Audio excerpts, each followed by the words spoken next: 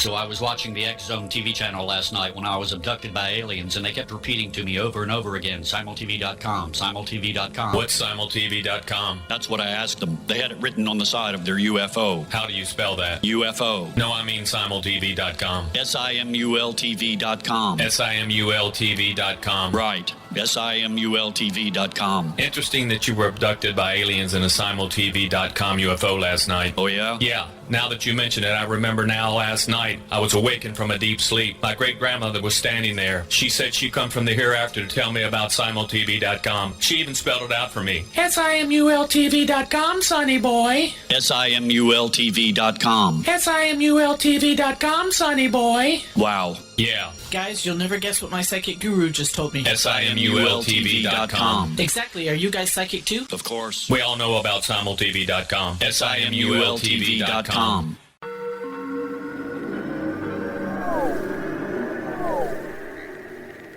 Roswell in the 21st century is a detailed re-examination of the Roswell UFO crash case. I have studied the evidence for more than 30 years, and I now put that evidence under a microscope in a cold case examination of the facts. These facts might not please everyone. They are based on my comprehensive investigation that took years to complete, but they do lead to the conclusion that whatever fell was not built on Earth.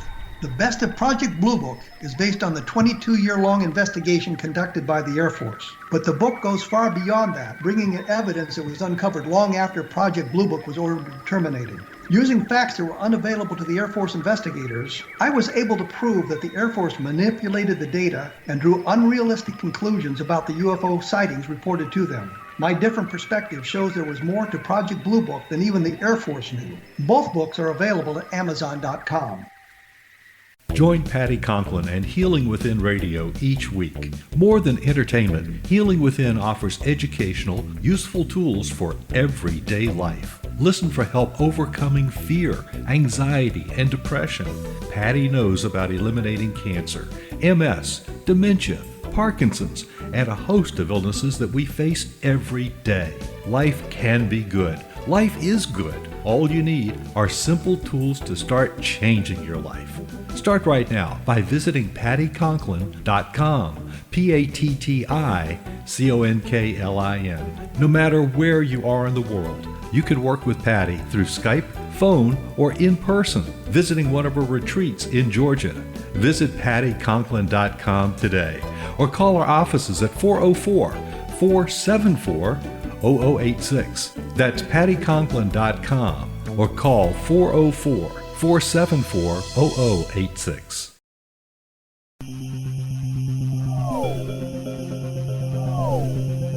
This is A Different Perspective with Kevin Randle. Kevin is a retired United States Army Lieutenant Colonel who has studied UFOs for more than 50 years. His military training has provided him with unique insight into military operations and UFO research. Kevin has investigated many of the most mysterious cases and has been consulted for dozens of documentaries and been interviewed on hundreds of radio and television programs about UFOs. Considered to be one of the leading experts on the Roswell UFO crash, Kevin has written more than 25 books about UFOs, including Roswell in the 21st Century and Encounter in the Desert, a re-examination of the Socorro UFO landing. Now here's the host of A Different Perspective, Kevin Randle. And welcome to this edition of A Different Perspective. I am, in fact, Kevin Randle. And I think it's pretty impressive that I retired as a lieutenant colonel. Gee whiz. Who would have thunk? Many, many years ago. I'm going to be joined here momentarily by Tom Carey, who is a native Philadelphian, or Pennsylvanian, I suppose. Holds a degree from Temple University, a BS in Business Administration, and California State University, Sacramento, an MA in Anthropology. He also attended the University of Toronto's Ph.D. program in anthropology. So he got a lot deeper in anthropology than I did. I only studied it as an undergraduate. An Air Force veteran who held a top secret crypto clearance, Tom is now a retired Philadelphia area businessman. He has been a MUFON State Director, a Special Investigator for CUFOS, which is the Center for UFO Studies, and a member of the CUFOS Board of Directors. Tom began investigating aspects of the Roswell crash in 1991 and has since 1998, teamed with Don Schmitt. Tom has written more than 40 published articles about Roswell, has contributed to a number of books, not to mention having co-written a number of Roswell-related books himself. His newest book is Roswell, the Chronological Pictorial, and coming out on June 15th is the newest book titled Roswell, the Ultimate Cold Case Closed. Tom has been a guest on many radio programs, including A Different Perspective, which is the only one I'm going to mention, just for the nastiness of it, I suppose. He has appeared in a number of television documentaries and programs as well. Tom, welcome to A Different Perspective. Nice to be with you, Kevin. And Tom, I should have mentioned while I was giving the biography, you are a charter member of the Kenneth Tobey fan club. I am certainly a charter member of, as far as I know, there are only two members, me and you. Yes. And for those who are interested, Kenneth Tobey starred in The Thing, the original Thing movie, The Thing from Another World. And he did Beast from 20,000 Fathoms. And if you watch many shows, you see him appear in minor roles, bigger roles. He was on Perry Mason a number of times as one of the attorneys opposing Raymond Burr. I saw him in the what was that, the not the Goonies, but the little critters. What was that one? He played a gas station owner where Hoyt Axton tried to sell him a smokeless ashtray. Oh, that was the with the Gremlins. The Gremlins, yes. Okay, this all began. I'm getting away from Kenneth Tobey. This all began, meaning a number of weeks ago, I had Don Schmitt on the program, and I asked him a question about Glenn Dennis. Did he still buy the Glenn Dennis story? And he gave the answer. You apparently listened to that program and were not happy with his response, and sent me some information about it. And I thought, well, I'd have you on the program and talk about your perspective of Glenn Dennis. So let's just start off that way. Do you still buy into the Glenn Dennis story? Well, we Don and I, we gave a lot of thought to the Glenn Dennis story, and our final conclusion was, because we had a number of other witnesses who recall Glenn talking about the phone calls, of receiving the calls from the Roswell base, inquiring about the child-sized caskets. So that part of the story we do attribute to Glenn.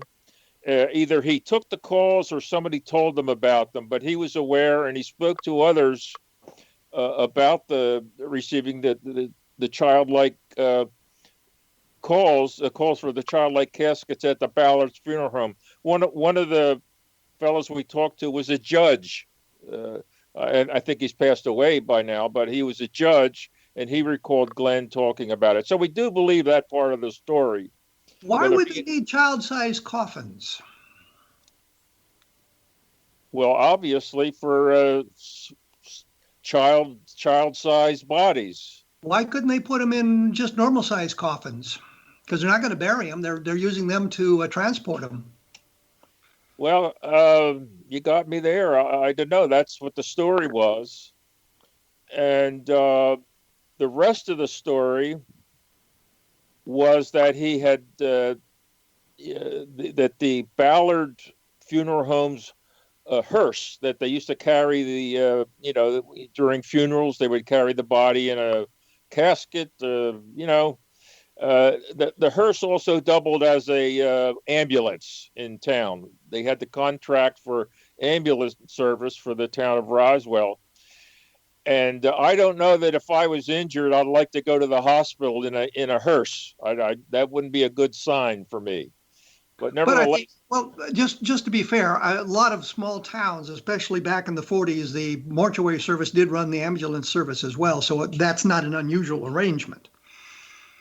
Well, it's not an arrangement that I would like if I was injured. That's the point I was trying to make. But not arguing the point, just trying to make sure that the audience understands that this was something that wasn't that uncommon back in the 1940s. That I was just trying to get a cheap laugh. That's all. So didn't make it, did you? Usually to a larger audience it does, but you know, we're an audience of two here, and only one was laughing, and so that was you. the rest of the story was that he carried an injured somebody to an injured airman to the base. He picked him up and took him to the base, and while he was at the base, he encountered a nurse who was a friend of his. That you know, she was apparently part of an aborted alien autopsy, let's call it. And she saw Glenn, and she said, "Glenn, get out of here! You're going to get in trouble. You got to get out of here." And then he ran into this red-haired officer and a black sergeant, who started really browbeating him to get out of there, et cetera, et cetera. And the next day he meets with the nurse, and she says, "Oh, I was part of an alien autopsy, but we had to stop it because the smell was so bad." And so he had her draw in a prescription pad what the aliens look like. And and she was very sick, and so she had to leave. And so that was the last time he saw her, because when he tried to look her up again, she had been transferred over to England, where she was subsequently killed in an aircraft accident. Do we know the name of the nurse?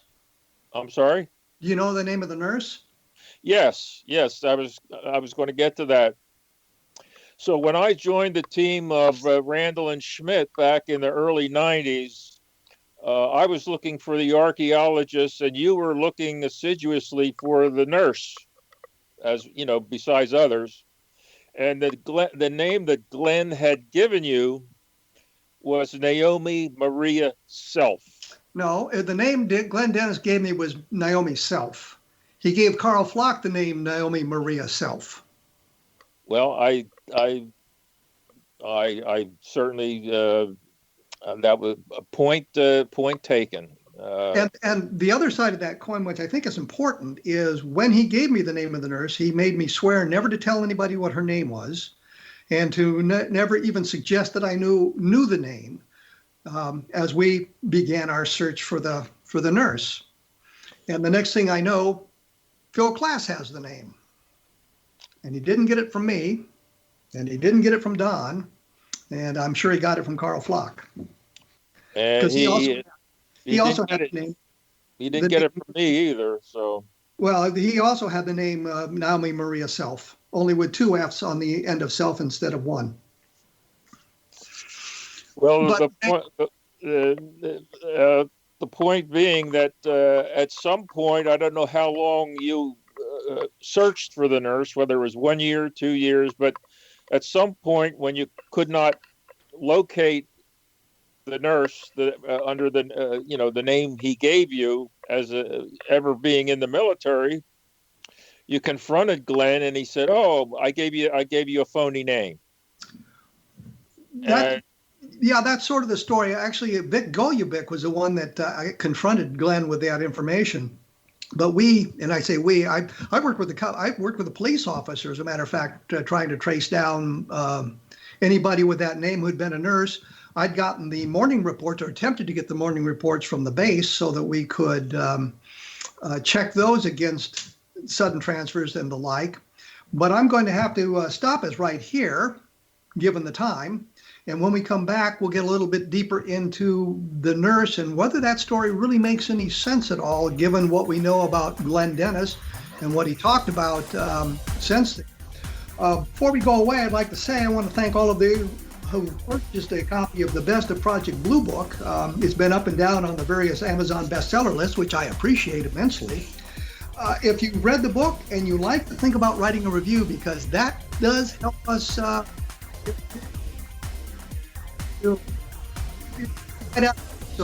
pick a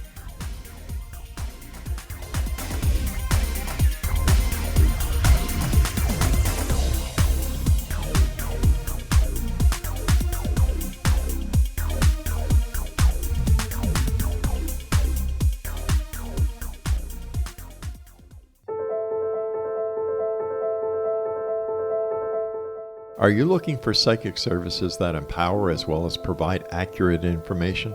Jenny is a third-generation psychic with extensive esoteric training. A practicing professional intuitive for over 30 years, her accuracy is astounding. While most psychics can read what will happen to you if you don't change directions, Jenny understands the future is subjective. While there is a river of time we all traverse, that river has many waves, eddies, currents, and tributaries from which to choose. With Jenny as your guide, you can explore the many possible outcomes in the river of time and navigate your course to the one of your liking. Take control of your future. Book your life-changing session with Jenny today at www.gen-e.net. That's www.gen-e.net.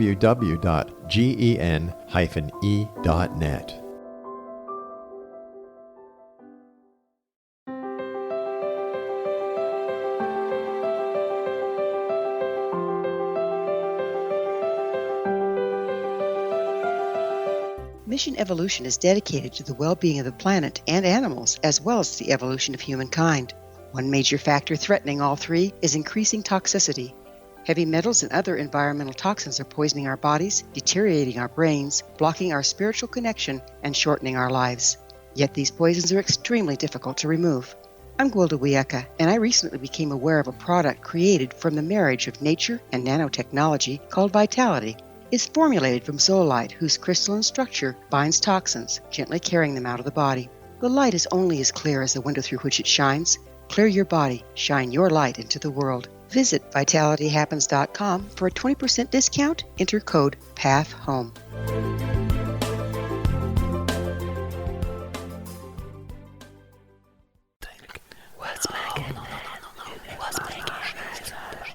In the mid-1990s, I was approached by a young woman who believed she'd been abducted by alien creatures. In conversations, I began a journey that took me not into the world of interstellar travel, but back through time into past lives. Under hypnotic regression administered by a professional rather than describing abduction, Jenny, as she is called, begins to tell a tale of horror in 19th century London. Her unbelievable past life seems to connect with Jack the Ripper and other monsters of the past. Throughout the session, Jenny provides a rich detail of her past lives that links some of the most horrific killers in history to one another. Using the resources of a university library in the pre-internet's day, I was able to verify some of Jenny's claims. She has knowledge that wasn't readily available to a suburban housewife. Does this prove the reality of her tales? Conversations attempts to answer that and other provocative questions. Conversations is available at Amazon.com.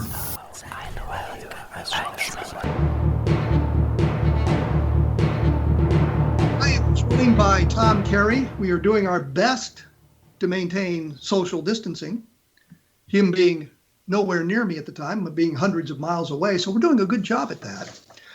His latest book is the Roswell, the Chronological Pictorial, and the newest book, the one coming out in June, is Roswell, the Ultimate Cold Case Closed. The website is roswellinvestigator.com. Roswell Investigator, all one word and all lowercase. Mine, of course, is www.kevinrandle.blogspot.com.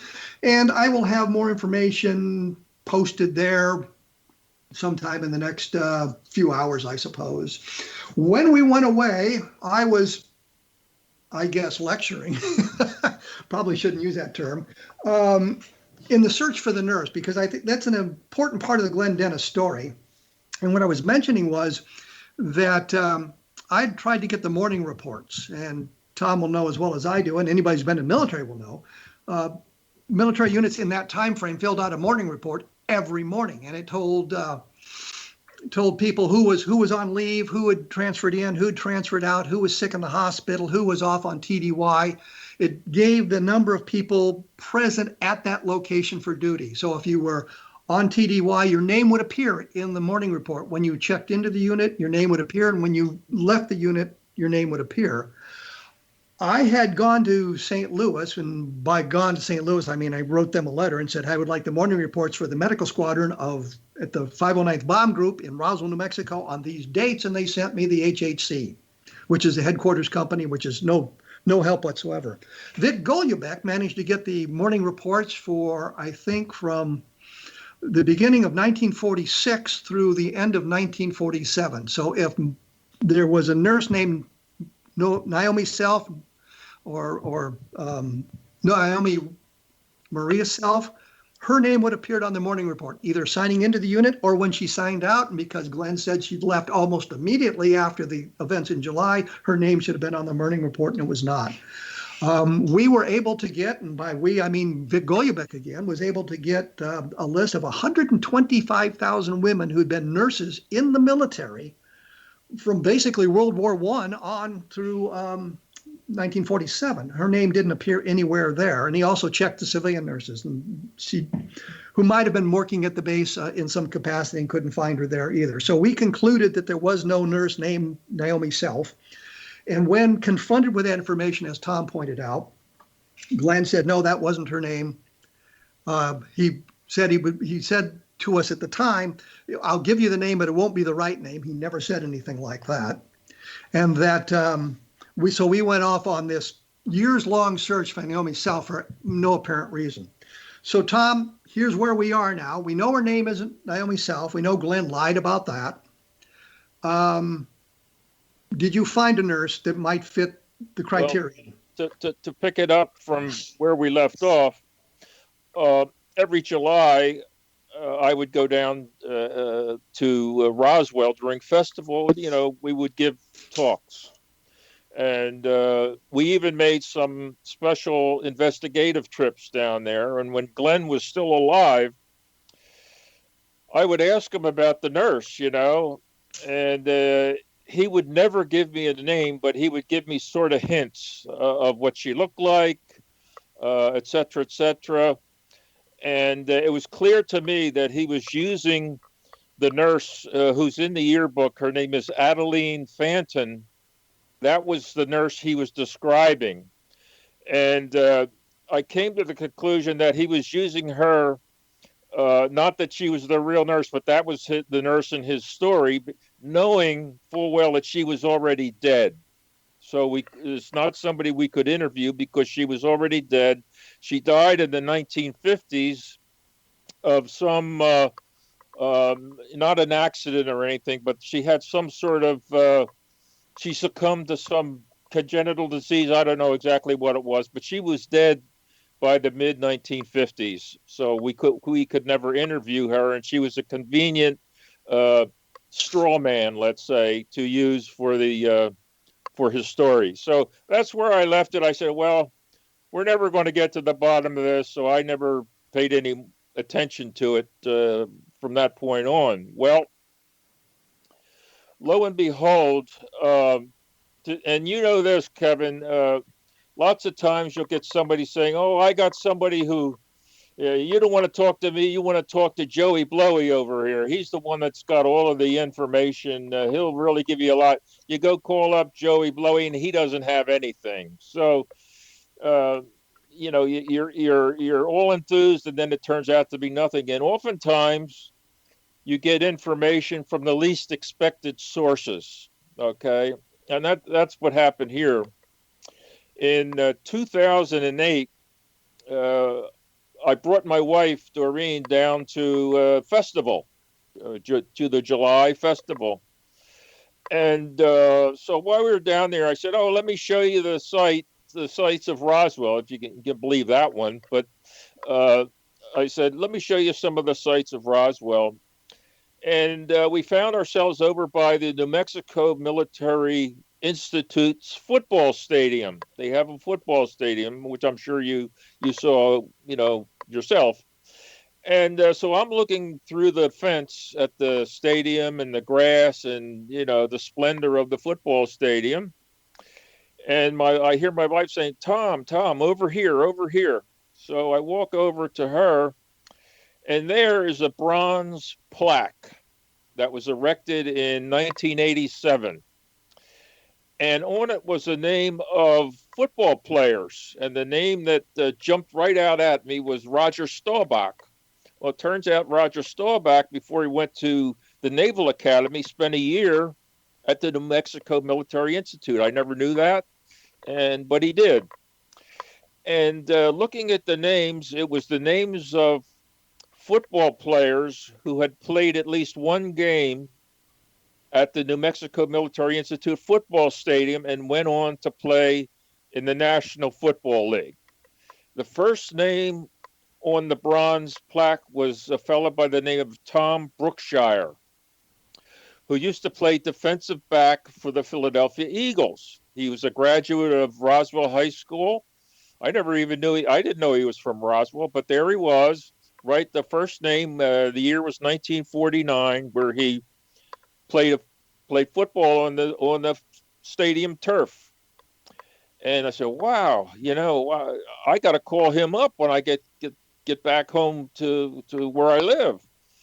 So I go back home. It's a little after July 2008.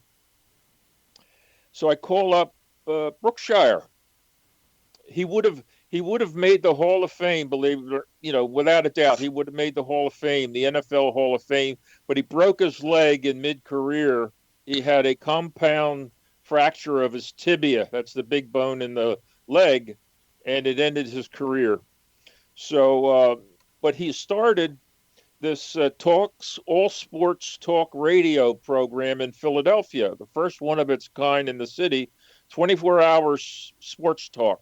And he was the founder of it. And he's in the Philadelphia Broadcasters Hall of Fame. He didn't make the NFL, but he made the Philadelphia Broadcasters Hall of Fame. So I called up Tom, and I said, I understand you're from Roswell, and do you remember the Roswell crash of 47? He says, oh, yes, I remember it well. And he was 16 years old at the time, and he remembered the base went into lockdown. His father had a service station on Main Street in Roswell, so they got to know a lot of the airmen who would fill up their cars with gas or have them serviced at his father's gas station. And Tom Jr. would often, help his father out by pumping gas. So he got to know a lot of the servicemen. Well, when the incident happened, he said the base went into lockdown and nobody was going in or coming out that he could see. And that when the lockdown was over, the airmen whom he knew wouldn't talk to him anymore. They would come in, for the car servicing and the gasoline, but they wouldn't talk to him anymore. So that was one thing he knew. He also got to handle a piece of the memory metal. It's a long story, but I'll just cut to the chase there. He got to handle a piece of the memory metal. So does this have anything to do with the nurse, or is this just an interesting coincidence here? This is leading to the nurse. Okay. Leading to the nurse. Okay.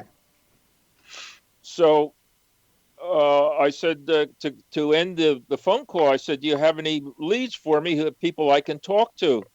So he gave me the lead of this fellow who was 18 years old in 1947, and he ran a big crane. He was a crane operator. And so we brought him in to the museum. The next year I was down there, I brought him into the museum. I had called him up and said, oh, yes. I want to meet you in person. So we put it off to the next year. Tom, let me interrupt you there because I got to take a break. And when we come back, we'll talk about the crane operator, how we get back to the nurse and all of that stuff. I did want to say that there are some other fine programs about the paranormal on the X Zone Broadcast Network. That's XZBN, or for our pals in Canada, xzbn.net. So take a look at the listing on the X Zone website, and I'm sure there's going to be something that will spark your interest. And as I say, take a look at my blog at www.kevinrandle.blogspot.com. And while I'm giving out all this information, let me mention once again, it's for Tom Carey's website. It's roswellinvestigator.com, all lowercase. When we come back, we'll talk about the crane operator and what he knows and how we get back to the nurse. We will be back right after this, so please stick around.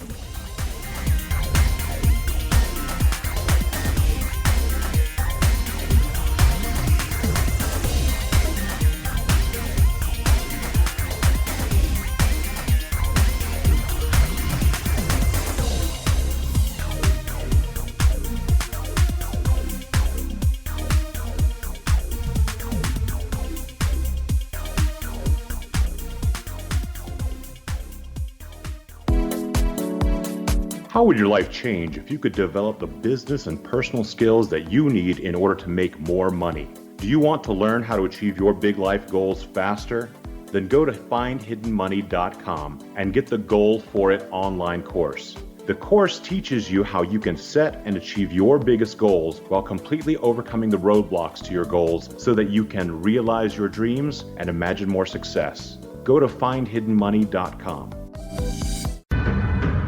If you are looking for a safe, zero-calorie natural option to the harmful artificial sweeteners on the market today, Just Like Sugar is what you're looking for. Just Like Sugar is a wonderful natural alternative for those health-conscious people who choose a calorie-restricted diet with a great, pure, sweet flavor that tastes just like sugar. Just Like Sugar is a great natural option for people suffering from diabetes and may be useful in restricted diet programs where standard sugars are not allowed and does not cause a laxative effect of some other sweeteners. Just Like Sugar comprises a perfect blend of chicory root fiber, natural calcium, natural vitamin C, and Just Like Sugar's sweetness comes from the natural flavors from the peel of the orange.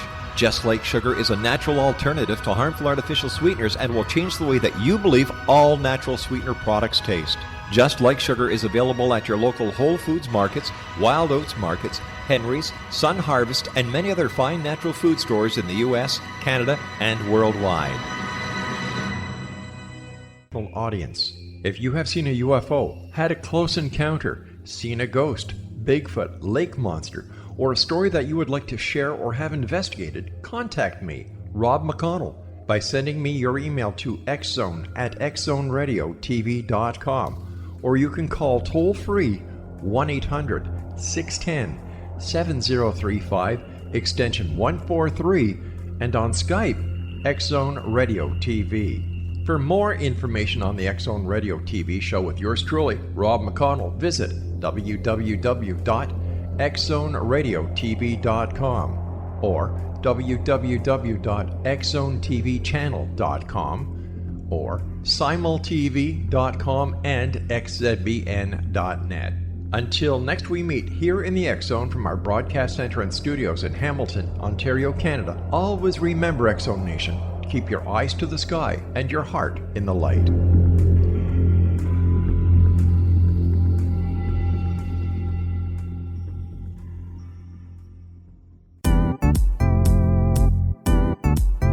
Memorable dynamic presentations are a not-so-secret weapon in the business world. Do you have a powerful message that must be shared, but you haven't found a way to deliver that message?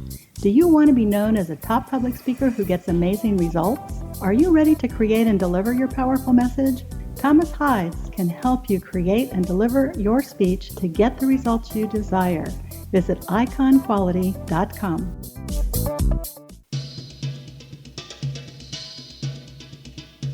I am with Tom Carey. We're going to be talking about the crane operator, which will get us back to the nurse in just a moment. But I did want to say one thing. And is those of you who pay attention to the program, you know, in the last couple of weeks, I've talked to a couple of guys who talked about Flight 19 from the Bermuda Triangle. Well, next week, I plan to do a retrospective on that whole thing and bring it all together so we'll understand where all the theories are and what all the information is and how it all fits together. So we'll be doing that next week. And I just thought I'd mention that, and I'll mention it again at the end of the program. As I said, when we went away, Tom was telling us about a crane operator that he learned about from a former football player, and it'll get us to the nurse. So, Tom, yes, got the microphone. Get us to the nurse. Okay, so the name of the crane operator, his name was Jack Box, and he looked like Ray Nitschke's brother. I mean, this fellow, he was in his late 60s when I interviewed him. He came in with his wife. I thought it was Ray Nitschke, and so. I get his story, and he says, oh, by the way, our daughter knows who the doctor is. I said, the doctor? What doctor? He said, well, the doctor that was called out to the base when the bodies came in, the little fellas. And this was totally unexpected. He says, I know she knows who the doctor was. So the daughter lived in another town, so we rung her up on the phone, and I put my recorder right up to the phone and interviewed his daughter. And here's her story. She said, my boyfriend he's a salesman for medical hardware, things like stethoscopes and all that stuff. He was in the certain area, in the western area, he sold medical devices to doctors. And one of his clients was a doctor, still is, by the way, in Roswell. And she gave us the doctor's name. And the story was that he was called out to the base hospital when the bodies came in. He was told this by his client doctor. So I said, "Are and you're listening to her, and Kevin, you can tell you interview so many people, when they're lying and when they're telling you what they believe." So I hung up, had the story, and I have a photocopy of the Roswell City Directory.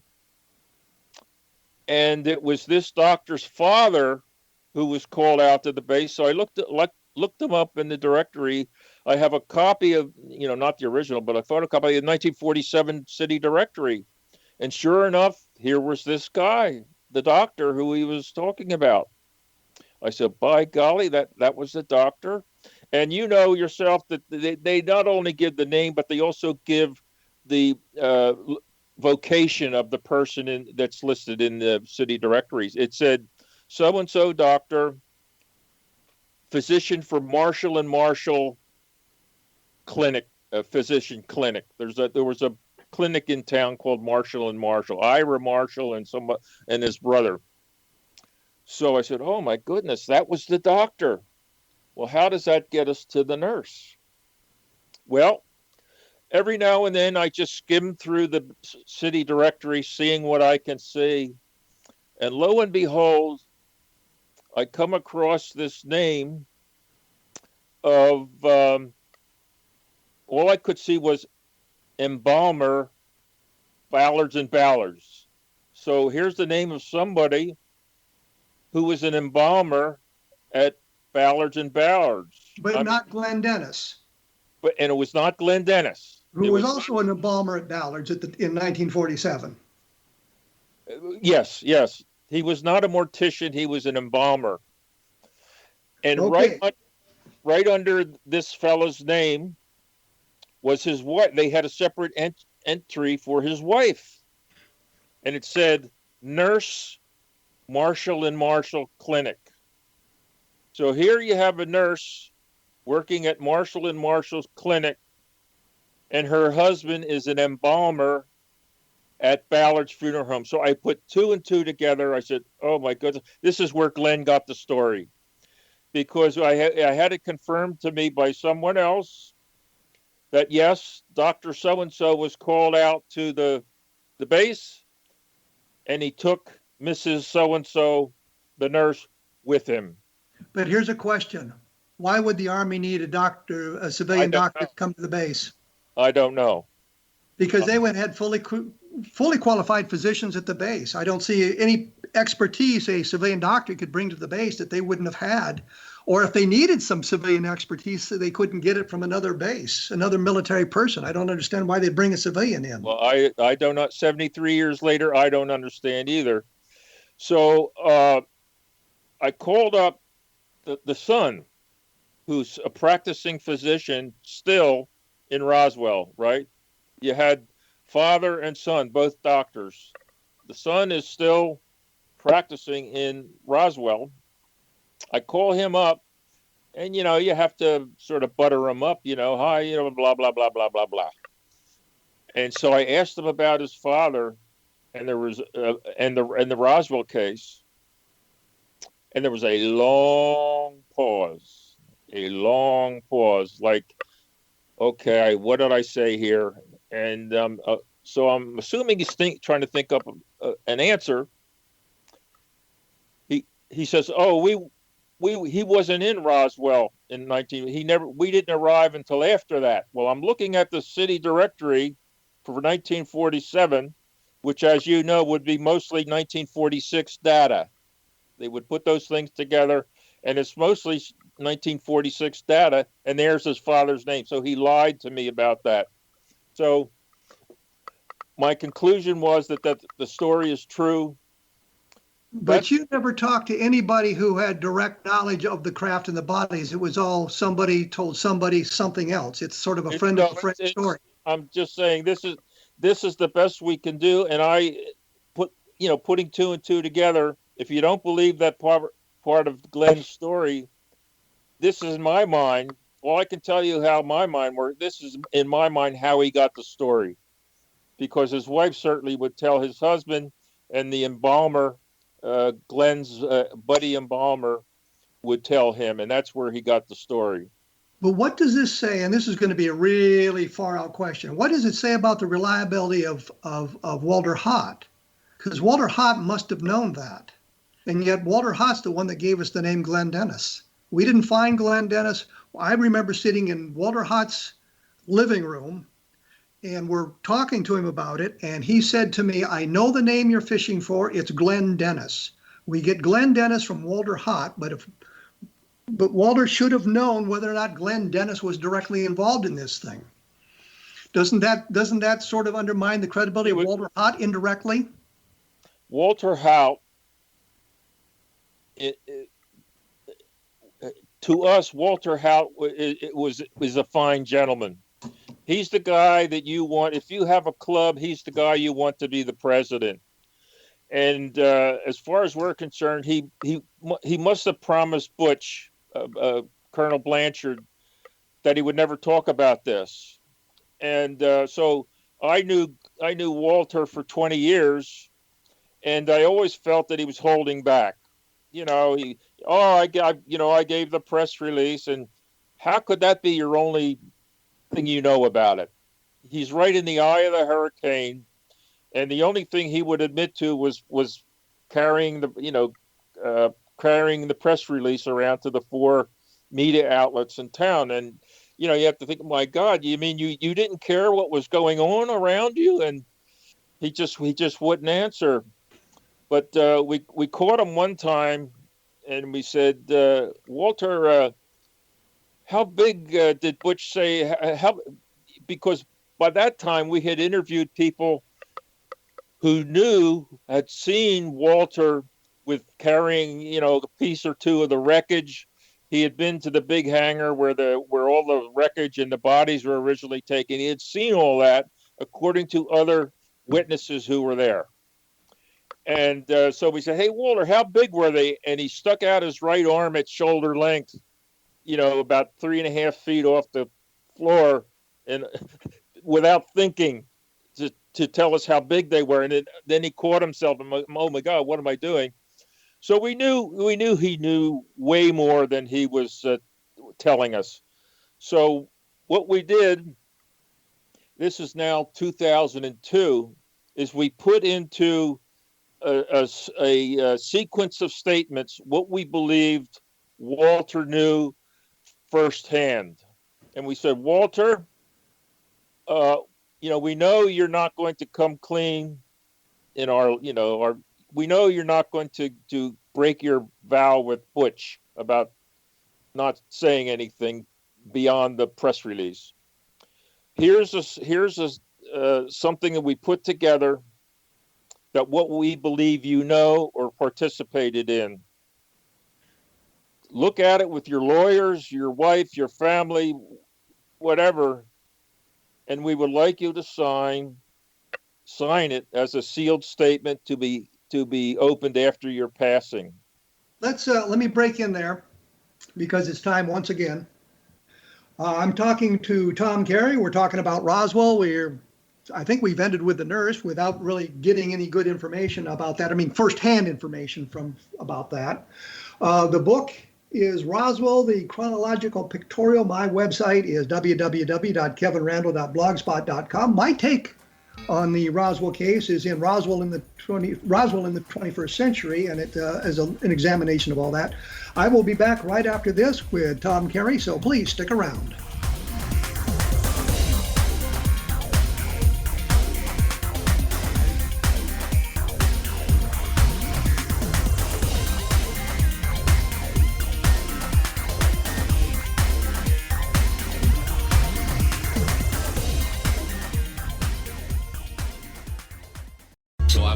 the X Zone TV channel last night when I was abducted by aliens, and they kept repeating to me over and over again, simultv.com, simultv.com. What's simultv.com? That's what I asked them. They had it written on the side of their UFO. How do you spell that? UFO. No, I mean simultv.com. simultv.com. simultv.com. Right. simultv.com. Interesting that you were abducted by aliens in a simultv.com UFO last night. Oh, yeah? Yeah. Now that you mention it, I remember now last night I was awakened from a deep sleep. My great-grandmother was standing there. She said she come from the hereafter to tell me about simultv.com. She even spelled it out for me. simultv.com, sonny boy. simultv.com. simultv.com, sonny boy. Wow. Yeah. Guys, you'll never guess what my psychic guru just told me. simultv.com. Exactly. Are you guys psychic too? Of course. We all know about simultv.com. simultv.com. In the mid-1990s, I was approached by a young woman who believed she'd been abducted by alien creatures. In conversations, I began a journey that took me not into the world of interstellar travel, but back through time into past lives. Under hypnotic regression administered by a professional rather than describing abduction, Jenny, as she is called, begins to tell a tale of horror in 19th century London. Her unbelievable past life seems to connect with Jack the Ripper and other monsters of the past. Throughout the session, Jenny provides a rich detail of her past lives that links some of the most horrific killers in history to one another. Using the resources of a university library in the pre-internet's day, I was able to verify some of Jenny's claims. She has knowledge that wasn't readily available to a suburban housewife. Does this prove the reality of her tales? Conversations attempts to answer that and other provocative questions. Conversations is available at Amazon.com.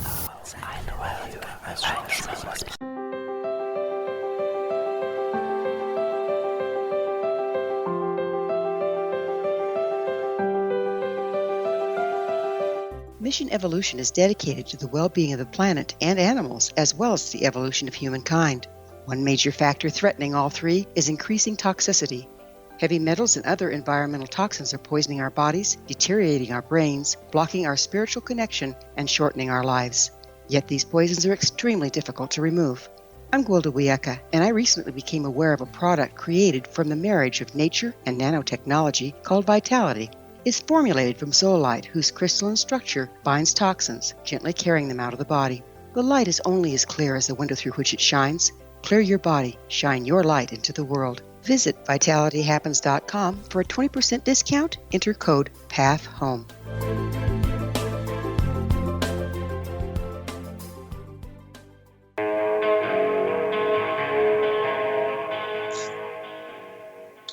I am still here with Tom Carey. We are still practicing social distancing because it's the thing to do in today's environment. We were talking originally about the Roswell nurse. I diverted the conversation into Walter Hott because I thought that the fact that Walter Hott gave us Glenn Dennis might suggest something about the way this whole investigation transpired. But the one question that we didn't really get answered here is, we don't really know who, you speculate about the nurse, but you don't really know exactly who it is. I do know and this is where I'm trying to build the suspense, Kevin. I don't have time for suspense. I need to get right to the nurse. Well, that's what it is. We do name the nurse in our book, the Chronological Pictorial. We do name the nurse.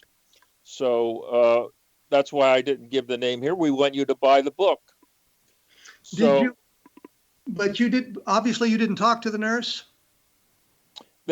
No, they're both gone. They're both gone. And they had a son. They had one child, a son, who had an odd name. And I located him, and he denied that he was their son. So why would he do that?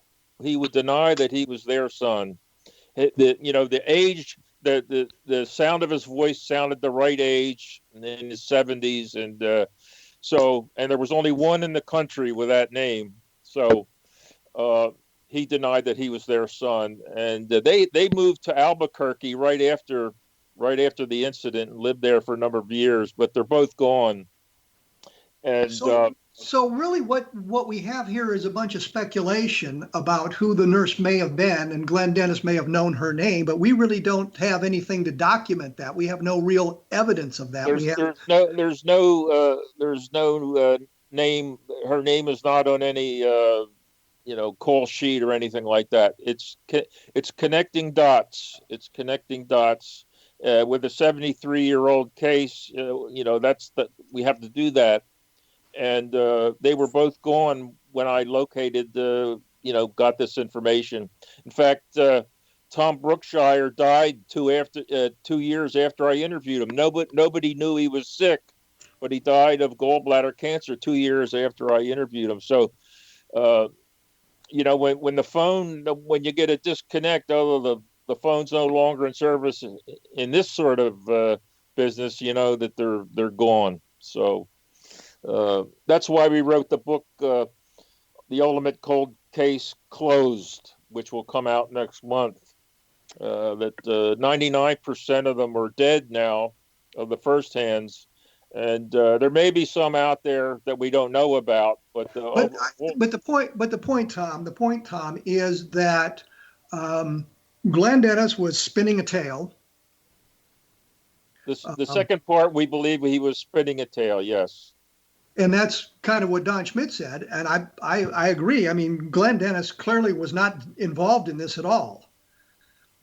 And but so beyond the phone calls, we believe he was not involved. Yes. I don't think he even got the phone calls because congratulations.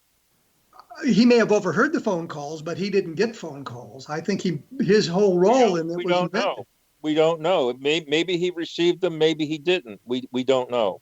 And that's the whole point, where we got off on. And that was why I've abandoned the Glenn Dennis story a long time ago, because there just was no way to verify much of anything he said. And it was wrapped in this ball of fire. We had other witnesses who recalled in real time Glenn talking about the phone calls for this child-sized caskets. We do have corroboration for that. Whether he received them himself or someone else in Ballard's and told him about them, we don't know. But the phone calls were made and received at Ballard's.